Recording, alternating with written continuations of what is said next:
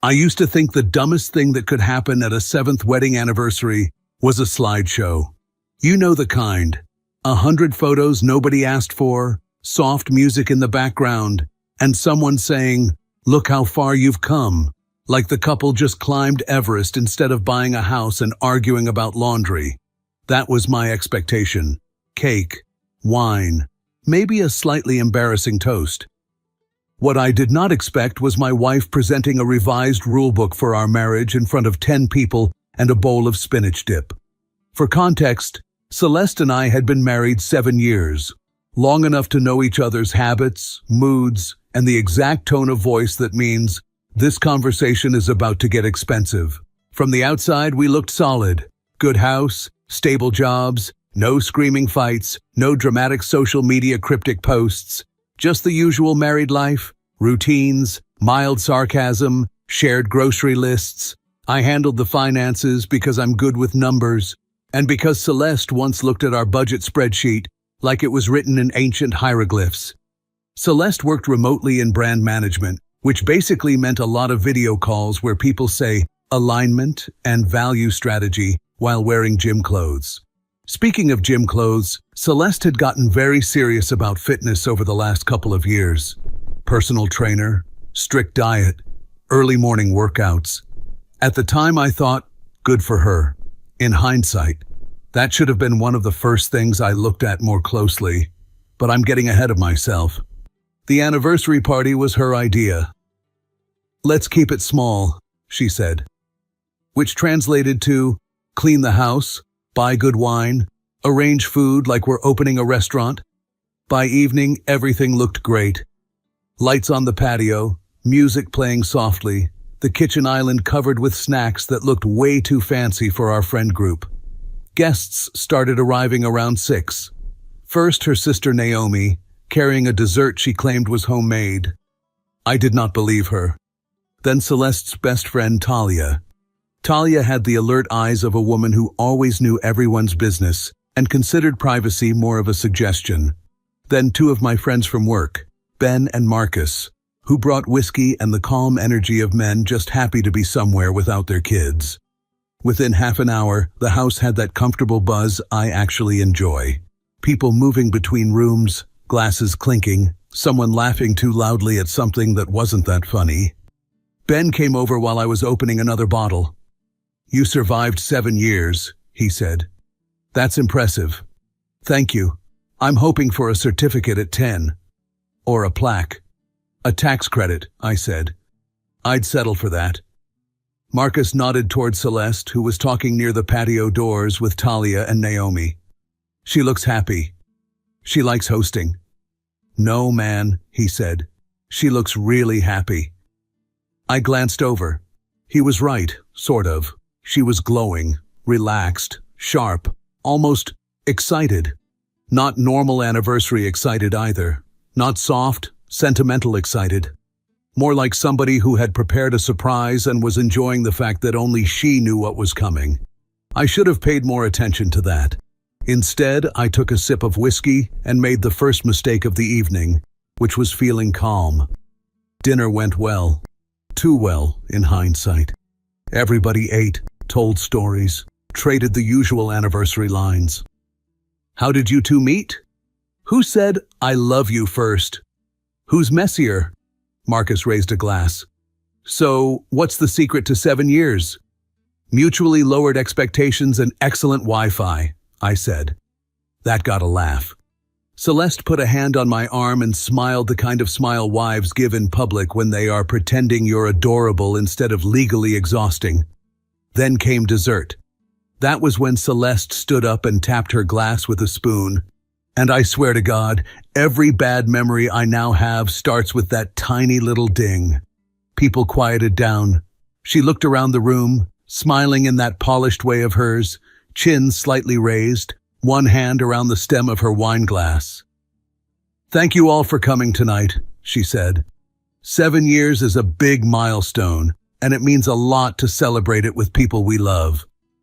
Then she looked at me. "And I actually prepared a little surprise for my husband." Everyone perked up immediately. Naomi clasped her hands. Oh, I love surprises. Ben muttered next to me, "Please let it be something embarrassing." "I'm hoping for a power tool," I said. Celeste reached to the sideboard and picked up a cream-colored envelope. She held it up with a smile. "I thought after 7 years," she said, "maybe it was time for an update." "An update to what?" I asked. "You'll see." She opened the envelope and pulled out a sheet of paper. Then she said brightly, "I call this New Marriage Rules, Updated Version." The room burst into laughter. Real laughter. The kind people give when they think a joke is about to happen. I laughed too.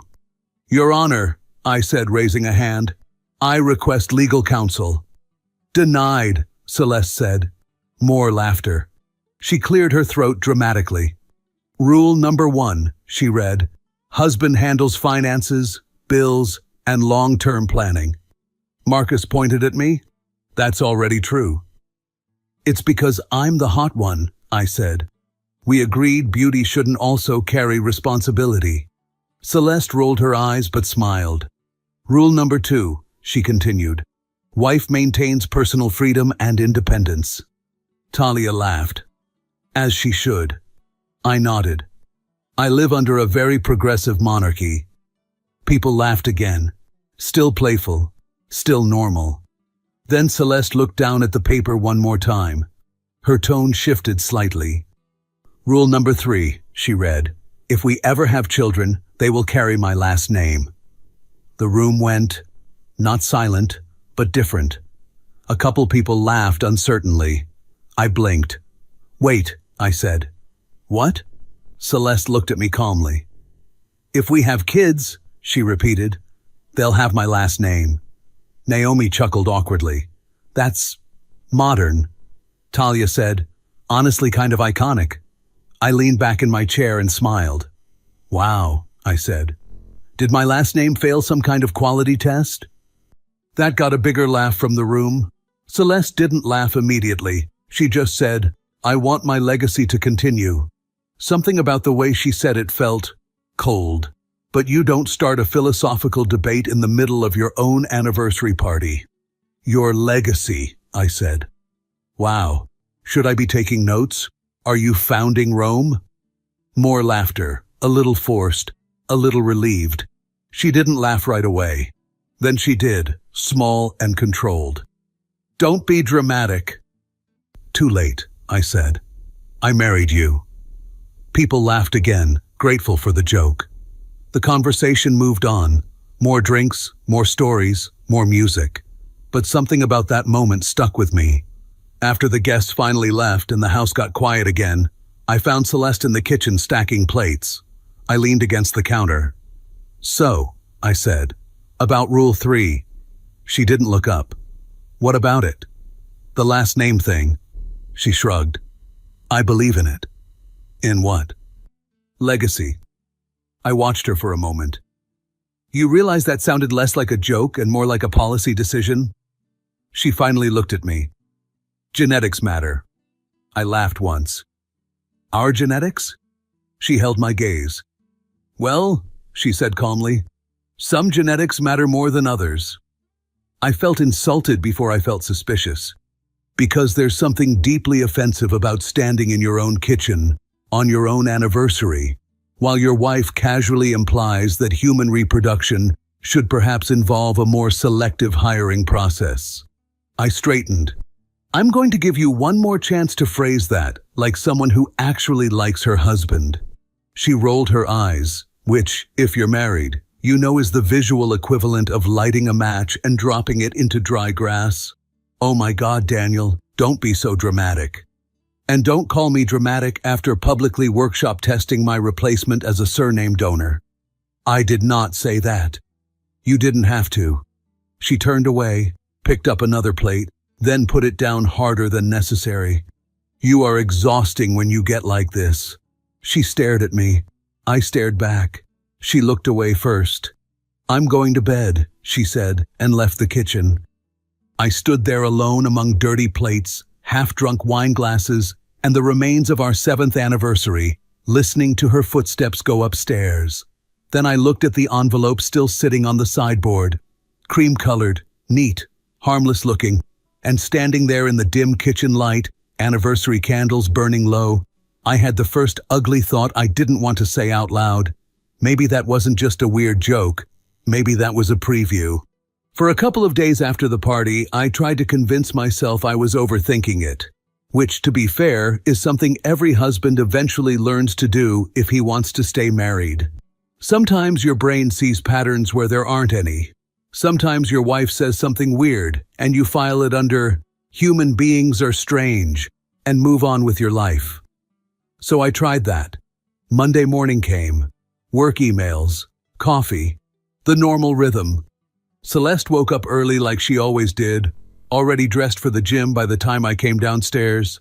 Black leggings, white athletic jacket, hair tied back. She looked energized in that annoying way morning people do. "Morning," she said. "Morning." She poured herself water from the fridge. "Leg day today," she said casually. I nodded. "Should I be afraid?" "You should always be afraid. That's been my marriage strategy so far." She smirked and grabbed her gym bag. "Don't forget," she said, "you promised to call the insurance company today." "I did that yesterday." "Oh, see? Strong genetics, excellent memory." She gave me a look. "Still stuck on that?" "Not stuck," I said. "Just curious how my DNA suddenly became second tier." She didn't answer that, just grabbed her keys. "I'll be back around 11. Then she left. The house went quiet. At that point, I didn't suspect anything specific. But something in my brain had started digging. And once that process starts, it doesn't really stop. Because suddenly little memories begin lining up like witnesses. Not proof, just details.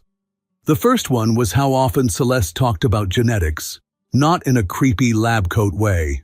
More like casual observations. We'd be watching a sports game and she'd say something like, "Look at that guy's build. Perfect genetics." Or we'd pass a group of runners in the park and she'd say, "You can always tell who has the right body structure." At the time, I thought it was just gym culture. People who get really into fitness start talking like that. Macros, body composition, muscle ratios, the language of protein powder. But once that idea planted itself in my head, those comments felt different. Then there was the gym itself. Celeste had always worked out, but 2 years ago she suddenly became extremely serious about it. 5 days a week, sometimes 6. Strict schedule, early mornings, late evening sessions. Private training, she called it. Her trainer's name was Eric. I'd met him once, tall guy, probably mid-30s, the kind of build that makes other men immediately aware of their own posture. Broad shoulders, perfect teeth, the relaxed confidence of someone who has spent most of his life being physically impressive. The meeting had lasted maybe 30 seconds. We ran into him at the gym entrance one evening. Celeste had waved. "Daniel, this is Eric, my trainer." Eric shook my hand. "Nice to meet you, man." Strong grip, friendly smile. He had the kind of face that made you think he probably sold supplements on Instagram and occasionally lifted trucks for charity events. At the time, I didn't think anything about it. People have trainers. Trainers look like that. Normal. But once that thought about genetics got stuck in my head, my brain replayed the meeting differently. Mostly because of the way Celeste had looked at him. Not flirtatious, not obvious, just attentive. Like someone evaluating something. At the time, I filed that under normal human interaction. Now it sat there in my memory like a photograph that suddenly developed a darker shadow in the background. Still, I wasn't accusing anyone of anything. Not yet. The next strange moment happened about a week after the anniversary. We were at Talia's birthday dinner. Small restaurant downtown. Loud music, candles on the table. That dim lighting restaurants use to hide both wrinkles and bad decisions. I had stepped away from the table to grab another drink from the bar. When I came back, I stopped just outside the corner of the dining area because I heard Celeste's voice. She was talking quietly with Talia. "I'm still thinking about it," Celeste was saying. Talia leaned forward. "You can't think forever. I know. Well, have you decided? Not yet. There was a pause. Then Talia said something that made my brain freeze for a second. You're running out of time if you want the right father. The right father. That phrase again. I didn't move, didn't breathe. I just stood there behind the wall like a very confused piece of furniture. Celeste sighed. I know that. Talia lowered her voice. And? Celeste shook her head. I'm still figuring things out. That was when someone at the bar called my name. Daniel? I turned automatically. One of the guys from my office had spotted me. I forced a smile, raised a hand, said hello. When I turned back toward the table, the conversation between Celeste and Talia had already shifted to something else. When I sat down, Celeste looked at me. You disappeared. Barline, I said. She nodded. Dinner continued. Wine, jokes, birthday candles, the usual. But inside my head, something had started moving. Because the right father is not a normal phrase in a normal conversation between two friends. Especially when the person already has a husband sitting 10 feet away. I tried to stay calm. Maybe they were talking about someone else. Maybe a friend. Maybe Talia. Maybe some random hypothetical conversation about dating. That's what a rational brain does. It builds alternative explanations. But once suspicion wakes up, it doesn't go back to sleep easily. Over the next couple of weeks, I started noticing small things. Celeste suddenly keeping her phone face down on the table, closing message windows when I walked past her laptop, deleting notifications quickly, not dramatic secrecy, just subtle adjustments. Enough to make you wonder if they had always been there and you simply hadn't cared before. One night we were watching TV when her phone buzzed. She glanced at it, smiled slightly, then locked the screen. Who's that? I asked casually. Gym group chat? What did gym group chats talk about? Workouts. Riveting. She nudged me with her foot. Don't be jealous. I'm not jealous, I said. I'm fascinated. Another small moment. Another small note in the growing file inside my head. The real turning point came a few days later. Celeste had left her tablet on the kitchen counter before heading to the gym. It lit up while I was making coffee. A message notification popped onto the screen. From Talia. Normally, I wouldn't even look. But that phrase from the restaurant, the right father, was still echoing in my brain. So I glanced. Just a glance. And the preview line said, Imagine having a child with those genetics. My stomach did something unpleasant. I picked up the tablet. The message thread opened automatically. Talia had sent a link. Underneath it she wrote, Seriously though. Celeste had replied, I know. Below that was the link preview. It led to an Instagram profile. Eric's Instagram profile. Photos of workouts, photos of competitions, photos of him standing shirtless on a beach somewhere looking like a walking anatomy diagram. Under the link, Celeste had written one more message. One sentence. My husband would be a great provider, but not necessarily the best father genetically. I just stood there in the kitchen staring at that line. There's a strange quiet that happens when something inside your life shifts from theory to evidence. Not rage, not yelling, just a cold, slow understanding spreading through your chest. I set the tablet back down exactly where it had been, finished my coffee. Then I leaned on the counter and laughed quietly to myself. Because suddenly that anniversary speech made perfect sense. Rule number 3. My last name wasn't the problem. I was, at least from a genetic standpoint. For the next few days, I didn't confront her. Not because I was scared, not because I was one of those guys who sits quietly while his life burns down around him. No. I didn't confront her because I suddenly understood something important. If Celeste was actually planning what I thought she was planning, then the last thing I should do was warn her. People get sloppy when they think you trust them. They get careful when they think you're watching. I kept behaving like the same husband she'd always had. Calm, normal, slightly sarcastic, The guy who paid the bills and made jokes during dinner. But behind the scenes, I started paying attention. Not dramatic spy movie attention. I wasn't hiding in bushes with binoculars. Just observation. The first thing I noticed was how predictable Celeste's gym schedule actually was. Monday, Wednesday, Friday mornings. Tuesday and Thursday evenings. Weekends occasionally, depending on what she called extra training. Every session with Eric. Personal training, private sessions. At least that was the official description. One evening we were sitting on the couch when she casually mentioned it again. "Tomorrow I have a late session," she said. I looked up from my laptop. "Late how?" "7. With Eric?" "Yes." I nodded slowly. "You two spend a lot of time together." She shrugged. "That's how training works." I thought training was lifting weights, not building a weekly schedule together. She looked at me sideways. "You jealous?" "No," I said. "I'm just trying to understand why my wife sees another man more often than her husband." She rolled her eyes. "You're being ridiculous." "Probably," I said.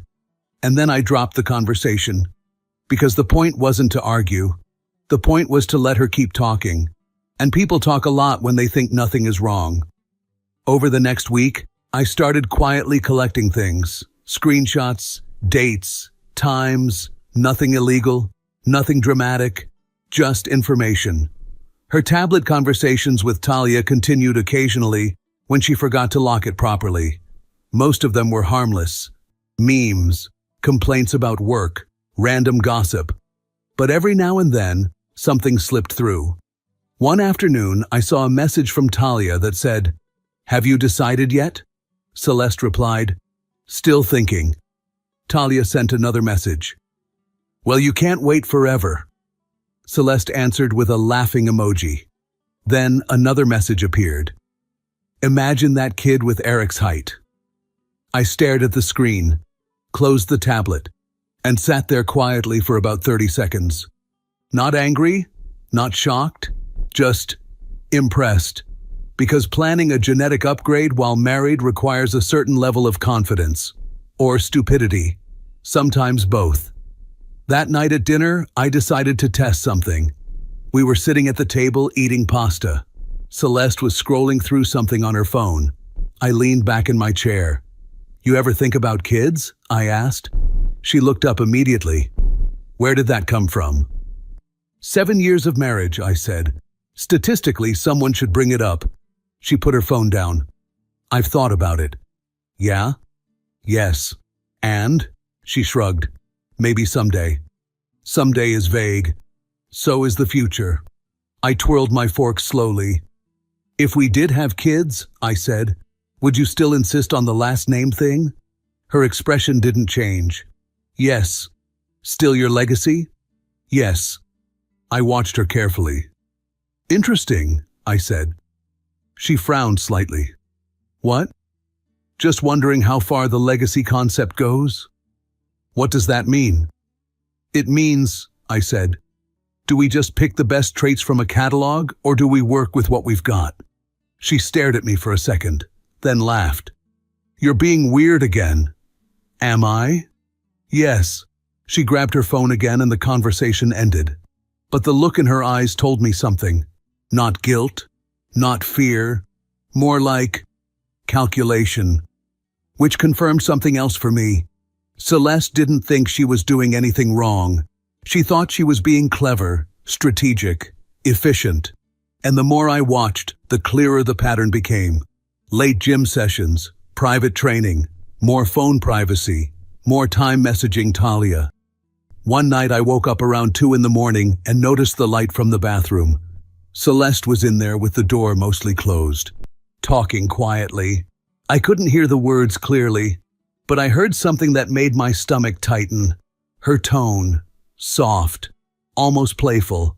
Not the voice she used with coworkers, not the voice she used with friends. Definitely not the voice she used with me during budget discussions. When she came back to bed, she thought I was asleep. She slid under the blanket carefully.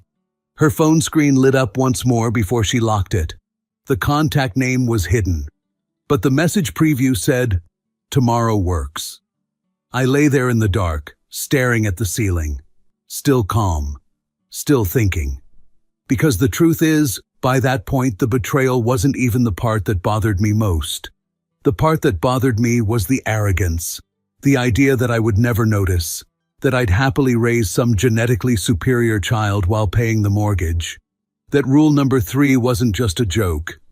It was step 1 of the plan. And the funny thing about arrogance is that it makes people careless. About 3 nights later, that carelessness gave me the final piece of the puzzle. Celeste was in the living room talking on the phone. She thought I was upstairs in the office. I wasn't. I had just come down the hallway quietly because I forgot my charger. Her voice drifted from the couch. "I know," she was saying. Pause. "No, he hasn't noticed anything." Another pause. Then she laughed softly. "If everything works out, he'll think the baby is his." I stopped walking. Didn't move. Didn't breathe. Because there are sentences that don't leave room for interpretation. That was one of them. She kept talking. "I just need the timing to be right." Pause. "Yes, obviously." Another pause. "Relax. Daniel trusts me." I leaned against the wall in the dark hallway. Not angry, not shaking, just done. Because in that moment, everything connected. The rule, the trainer, the conversations, the messages, the arrogance. I went back upstairs quietly, sat at my desk, and opened the folder on my computer where I had been saving screenshots for the past 2 weeks. There were already more than enough, but now the story had a very clear ending. And the best part, Celeste had absolutely no idea it was coming. The next morning, I woke up earlier than usual. Not because I was upset, because I was thinking. There's a strange calm that comes after you finally understand what's happening. All the confusion disappears, and suddenly the situation becomes very simple. Celeste thought she was running a long, clever strategy. Have a child with better genetics. Let the husband believe it's his. Continue life normally. Efficient. Elegant. One small problem. I'm not stupid. I made coffee, sat at the kitchen island, and reviewed the screenshots on my phone again. The messages with Talia, the comments about Eric, the sentence about my genetics. Then there was the one from last night, the sentence I heard while standing in the hallway. "If everything works out, he'll think the baby is his." I wrote that line down immediately after, word for word, saved it in 3 different places. Because when someone hands you evidence that good, you don't lose it. Around 7:30, Celeste came downstairs dressed for the gym. Black leggings again. White top. Hair tied back. She looked refreshed. People always look refreshed when they think their secrets are safe. "Morning," she said. "Morning." She grabbed a bottle of water from the fridge. "Did you sleep okay?" "Like a baby." She leaned against the counter. "Big day at work?" "Nothing exciting." "Lucky you," she said. Then she slung her gym bag over her shoulder. "Training session this morning." "With Eric?" I asked casually. She didn't hesitate. "Yes." I nodded slowly. "Well," I said, "tell him his genetics are doing great work." She frowned. "What?" "Nothing," I said. "Inside joke." She stared at me for a moment, trying to decide if she'd missed something. Then she shrugged. "You're weird lately." "I've been married 7 years," I said. "Weird is the natural evolution." She left for the gym a minute later. The house went quiet again. I finished my coffee and started organizing everything. Screenshots, dates, messages, phone conversation notes. It wasn't hard to build the timeline. Celeste had started personal training with Eric about 8 months earlier. About 6 months ago, the messages with Talia started mentioning him more often. 3 months ago was the first time she wrote the phrase genetics. 2 months ago was when she started talking about timing. And then there was the anniversary. Rule number 3, the public rehearsal. Looking at it laid out like that was almost impressive. She hadn't just been cheating. She had been planning. That part fascinated me.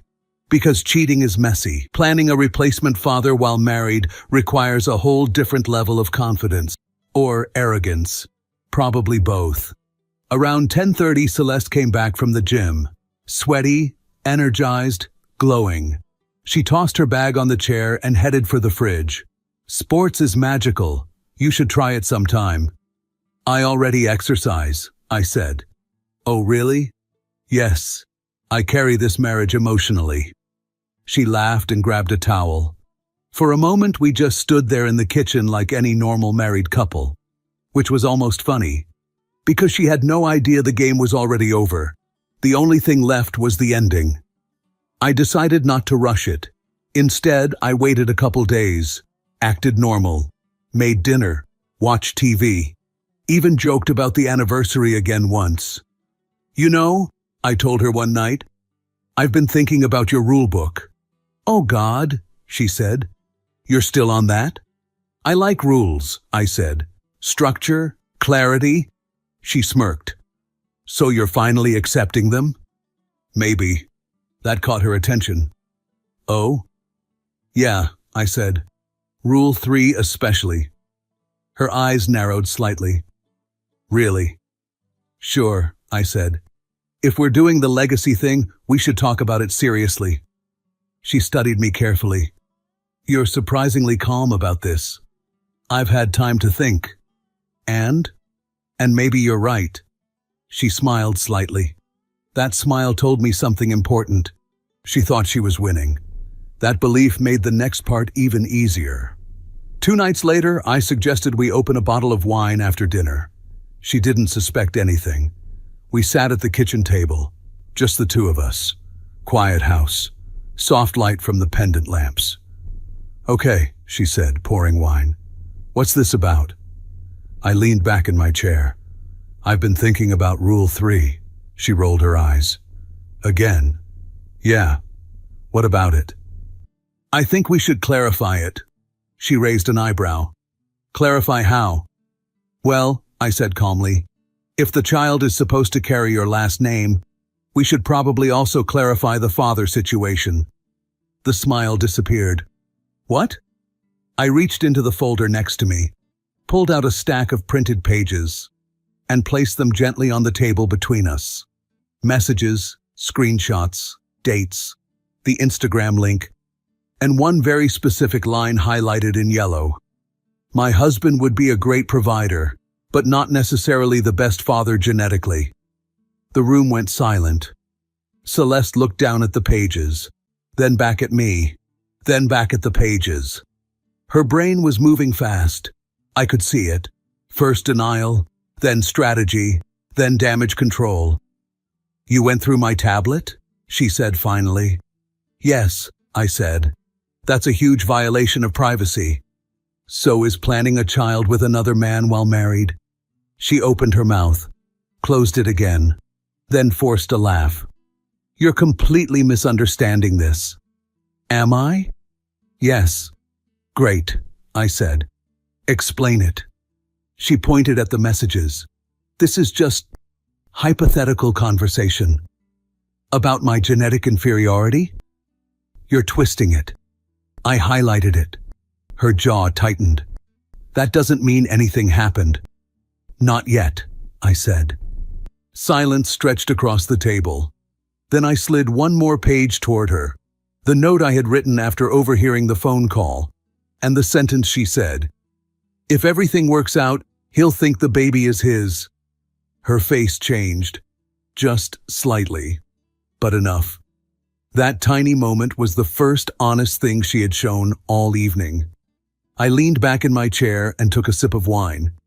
"You know what's funny?" I said. She didn't answer. "The rule book. Because at the time I thought Rule 3 was weird." I tapped the paper gently. "But now I realize something." She looked up slowly. "You didn't want the kid to have my last name," I said calmly. I held her gaze. "Because you never planned for the kid to be mine." For a moment, Celeste didn't speak, didn't move, didn't even blink. And in that quiet kitchen, with the evidence spread across the table between us, The entire plan she had been building for months finally collapsed into silence. Celeste stared at the pages for a long moment. Then she pushed them away slightly. "You're building this whole story in your head." "Am I?" "Yes." She crossed her arms. "You don't have proof of anything. Messages about replacing your husband genetically seem like a decent starting point." "This is insane, Daniel." I looked at her for a few seconds. Then I nodded slowly. "You're right about one thing." Her expression shifted slightly. "What?" "This marriage is insane." She frowned. "What does that mean?" "It means I'm not interested in participating in whatever experiment you were planning." Her eyes narrowed. "What are you talking about? You're destroying our marriage over speculation."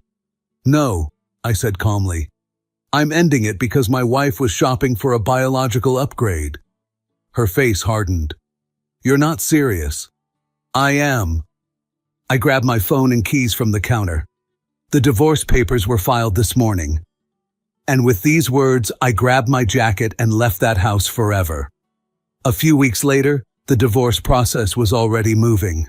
Celeste tried a few different strategies at first: denial, anger, then the classic, "You misunderstood everything."